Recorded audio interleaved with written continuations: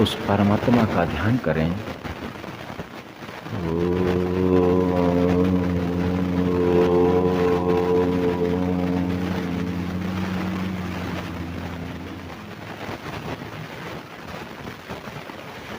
मनुष्य एक सामाजिक प्राणी है।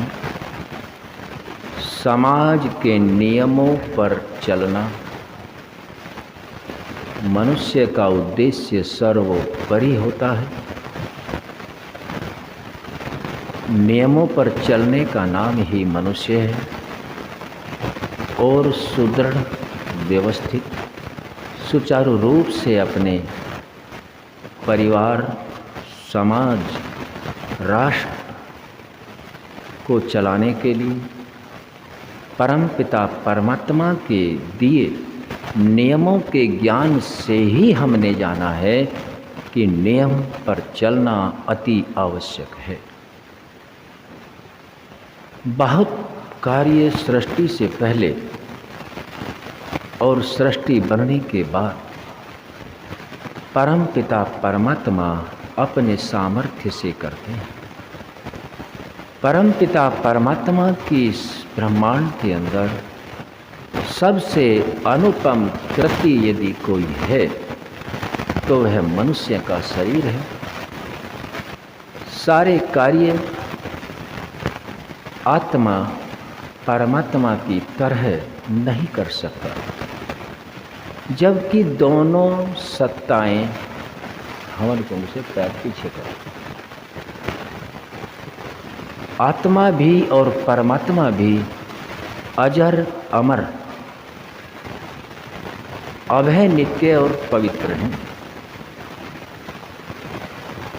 इसमें परमात्मा सृष्टि करता है और आत्मा सृष्टिकर्ता की सृष्टि में कर्मों को करने में स्वतंत्र होता है और फल के भोगने में परतंत्र होता है।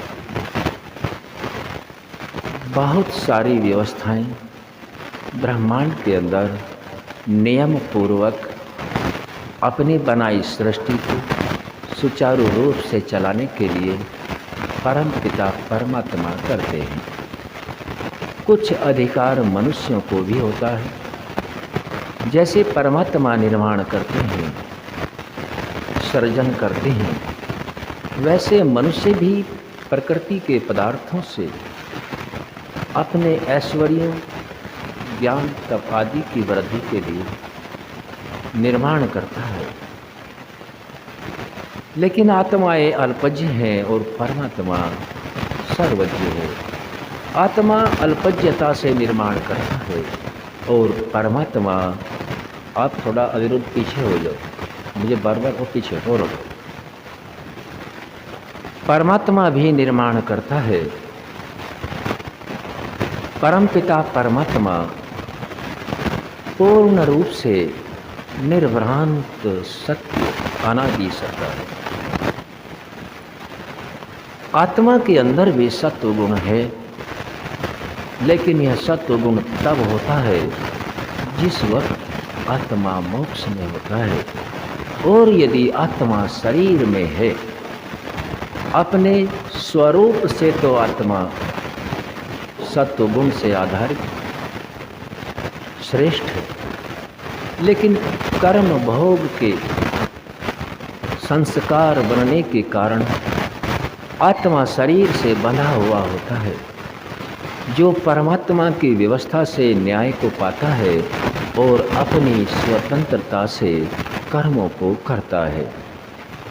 सभी मनुष्यों को योग्य है ऋषियों के बताए मार्ग के अनुसार अपने नित्य कर्मों को बंद न करें।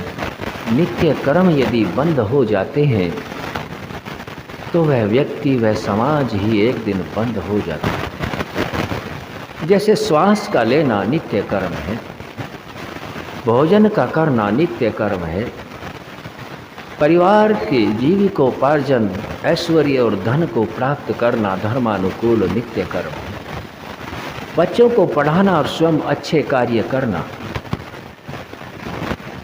क्लिष्ट से बचना, पवित्रता की ओर बढ़ना नित्य कर्म है। ठीक वैसे ही परमपिता परमात्मा के द्वारा दिए गए ज्ञान और ऋषियों ने उस ज्ञान को साक्षात्कार करने के उपरांत प्राणी मात्र के कल्याण के लिए जो मार्ग दिया, उस मार्ग को आचरण में लाकर अपने जीवन को धन्य करना भी नित्य कर्म है। अभी हम सभी ने मिलकर जो अग्निहोत्र किया, यह भी नित्य कर्म है। हम सभी नित्य कर्म को बंद न करें। जैसे श्वास आदि भोजन आदि से जीवन चलता है, वैसे ही नित्य कर्मों से चलता है। जो मनुष्य संसार की सबसे अनुपम करती परमात्मा ने शरीर बनाया, सबसे उत्तम शरीर बनाया, जिसमें विचार करने की, मनन करने की, ज्ञान प्राप्त करने की, संगठन बनाने की, धर्मानुकूल चलने की सभी प्रकार की शक्तियों को दिया। हम सभी उन शक्तियों को शिथिल न होने दें, उन शक्तियों से हम आगे बढ़ें,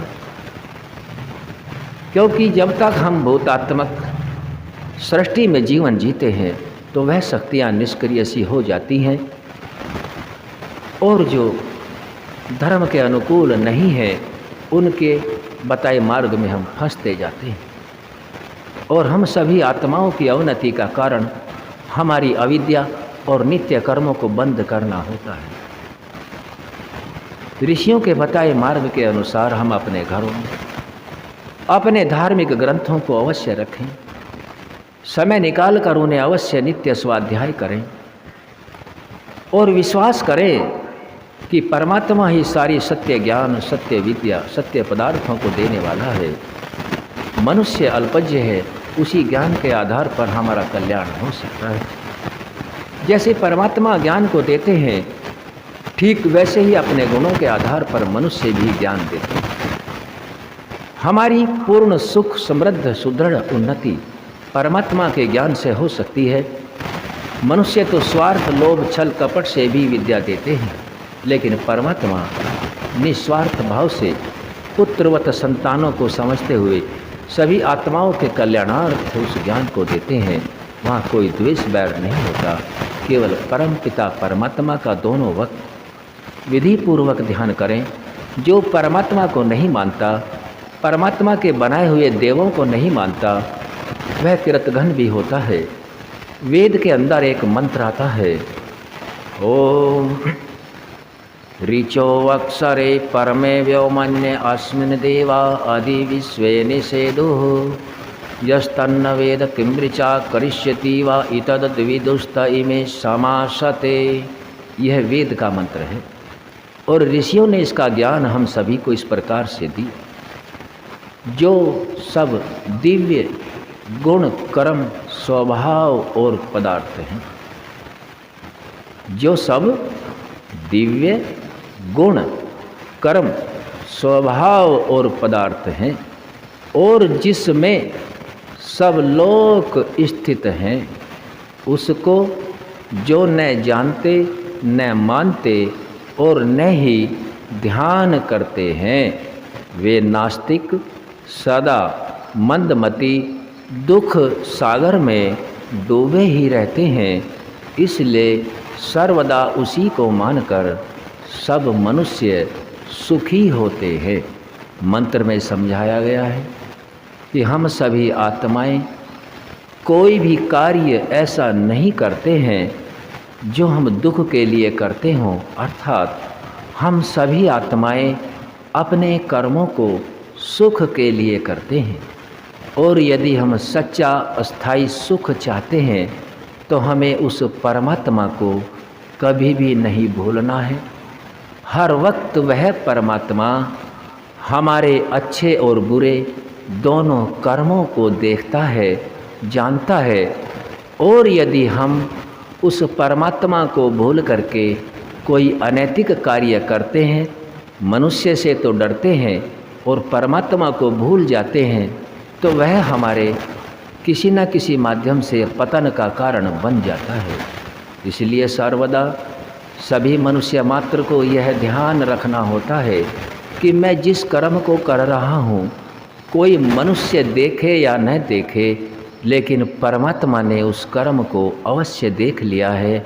यदि मैं यह बुरा कर्म कर रहा हूँ तो इसका फल मुझे ही भुगतना होगा, दूसरा कोई नहीं भुगतेगा, क्योंकि परमात्मा तो न्यायकारी है। और श्री कृष्ण जी गीता में इसी न्याय को समझाते हैं, अवश्यमेव भोक्तव्यम शुभाशुभम कर्म फलम। हम सभी को अपने अच्छे या बुरे कर्मों को आत्मा भली भांति जानता है। अच्छे या बुरे कर्मों को जब हम कर देते हैं तो कोई भी प्राणी उसके फल भोगने से नहीं बच सकता। सर्वदा उसी परमात्मा का ध्यान करते हुए अपने 3 प्रकार के साधन परमात्मा ने मनुष्य को कर्म करने के लिए दिए। इन तीनों साधनों में कोई भी ऐसा कर्म न करें कि हमें ही करने में स्वयं लज्जा आ रही हो। जैसे वे 3 साधन कौन से हैं? मनुष्य मन से भी कर्म करता है, मन में कभी बुरा विचार नहीं आए। वाणी से कर्म करता है, परमात्मा ने वाणी को अच्छे शब्द बोलने के लिए दिया तो अच्छा परिणाम मिलेगा। बुरे शब्द बोलेंगे तो परिणाम अच्छा आने वाला नहीं। तीसरा दिया है ये शरीर। इस शरीर से, शरीर के द्वारा जिसकी भी मदद करें, धर्मानुकूल करें, क्योंकि इसके द्वारा किए गए कर्म का भी हम सभी मनुष्यों को फल भोगना होता है। परमात्मा की वाणी वेद और ऋषियों के ज्ञान के अनुसार आर्य समाज घटायन में हम सभी ने इस वेद ज्ञान को जाना। वेदों की ओर लौटें, ऋषियों का यही नारा है।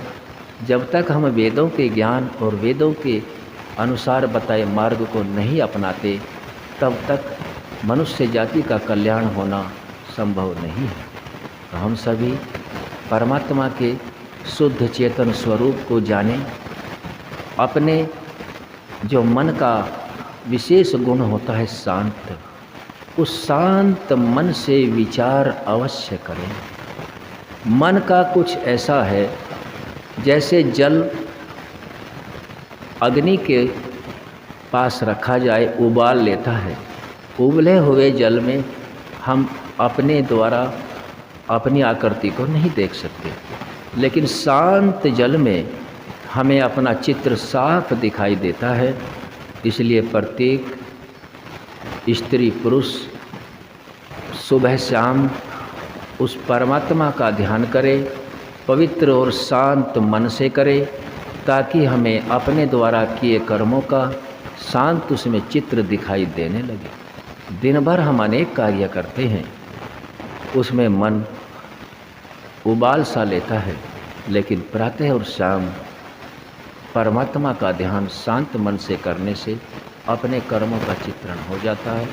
ये मैंने थोड़े से विचार प्राणी मात्र के कल्याणार्थ ऋषियों के द्वारा दिए गए निर्देश के अनुसार आप सभी के बीच में रखे। आपने ध्यानपूर्वक सुना। आप सभी का बहुत बहुत धन्यवाद। ओम सम। उद्घोष बोलेंगे। पूरे ब्रह्मांड के अंदर शारीरिक, आत्मिक और सामाजिक उन्नति कराने वाले मूल ग्रंथ का नाम वेद है। केवल वेद ही ईश्वर की वाणी है। सभी प्राणी मात्र के धर्म का नाम सत्य सनातन वैदिक धर्म है। इसी वैदिक धर्म को मानने वाले हमारे पूर्वज हैं, महापुरुष हैं।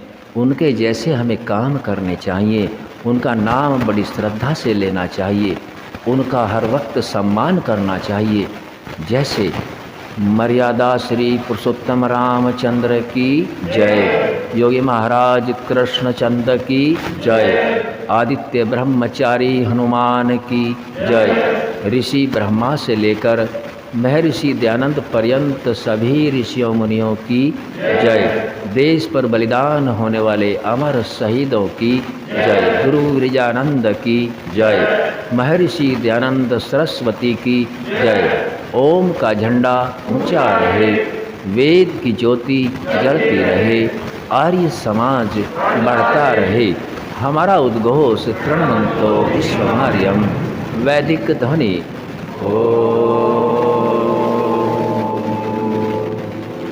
वैदिक अभिवादन सभी को यथायोग्य नमस्ते जी। ओ